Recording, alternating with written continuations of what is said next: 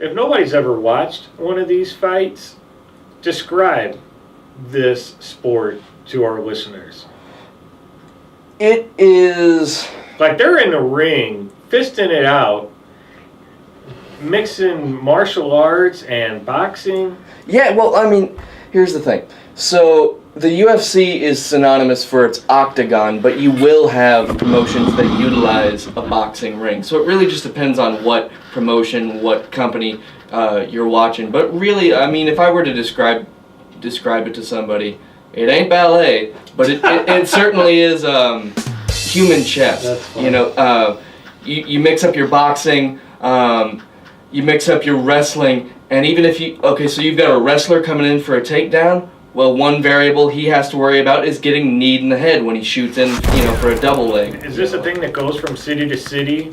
Yeah, at this point, yeah. So every weekend there's fights in a different city? Just about, and that's actually a criticism, because you have other organizations besides the UFC, such as Bellator, and there's a developmental or minor league organization known as the Legacy Fighting Alliance. So you kind of hear a lot of conversation about oversaturating the market, but right. I believe, I'm trying to remember the exact figure off the top of my head, so forgive me. I believe the highest year in terms of events for the UFC was 2014, and I believe they put on 46, and there's only 52 weeks in a year. So who's ever locally promoting the fight will right. try to get the fighters they want. Right. They try to put hometown people or at least like home state people on those cards. So plenty of variables, but it other than sanctioning the sport as a whole, putting cards together, the promotion's responsible for that. We're talking to Dane McGuire, who's the U.S. correspondent for International Mixed Martial Arts Federation and a fellow student here at Webster University. Tell us about your podcast and where we can find it and exactly what we'll hear on it. Well, thanks. It's brand new, so I appreciate the shameless plug there. It's for Title Boxing Club Rock Hill, which is maybe about a mile or 2 miles or so away from the school. And I get to interview Bellator MMA fighters. Like I said, I just had UFC's Dan Severn. He's a Hall of Fame member and former champion. I had UFC's Bruce Buffer, who's the half-brother of Michael Buffer, who, if you know anything about boxing, you know the phrase, "Let's get ready to rumble." Take us inside the fight. Is it 3 rounds of just 2 guys beating the hell out of each other? Is that basically it? I mean, it can be. First of all, the round system, 5 rounds for, and this is UFC specific, 5 rounds for main events and championship fights, and then every fight other than that would be 3 rounds, and so they're 5 minutes in duration. So 3 rounders, 15 minutes, a title fight. Could last up to 25 unless somebody, unless they get knocked out or submit or, injury, things like that. What would you say is the percentage of these fights and how do they end? Are most of them knockouts? Most of them go the distance and then have to be decided? It's really hard. You have to do your background research. You just have to dive right in and start looking at individual matchups. Like, for example, if you were to look at legends like Chuck Liddell or Randy Couture, those guys were known for their hands. So it probably wasn't going to be a wrestling match. The only wrestling that would get done would be to get back on their feet and throw bombs. So I want to ask, so they just released the details for the next fight, possibly between McGregor and Mayweather. It would be in an octagon, and it would have...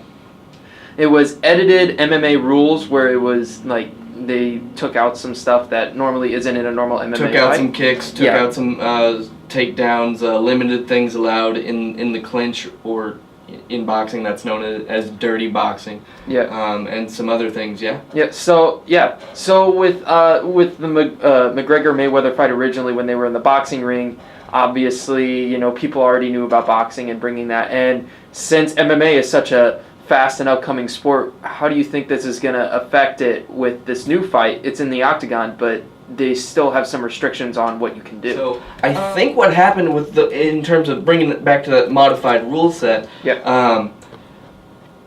there's no way that's legitimate, and I can pretty much negate that by telling you Floyd Mayweather has told TMZ that he feels he could learn wrestling, which, you know, takedowns are a part of that, so why would you outlaw him, in about 6 to 8 months. Now, whether that is true or not, he would at least be training it. So, as far as these modified rules, no. I think it'll take place under the rules that are already in place. Okay. Because of the money of it, I imagine they'll get this deal done and they'll have some kind of showcase. Oh, of course.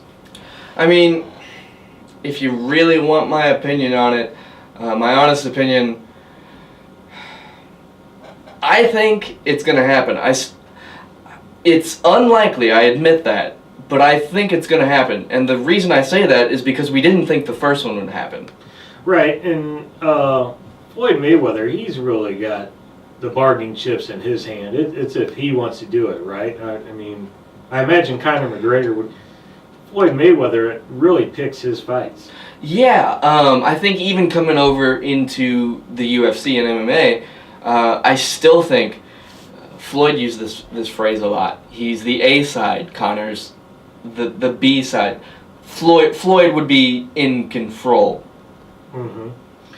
Okay. Well, we appreciate you coming in. You want to stick around 15 minutes and banter with what we have? You know, I wish I could, but I'm actually running late for a shift with the Journal. So if any of them are listening to it, I'm on my way up. All right, great. Thanks for coming in. Appreciate it, and good luck.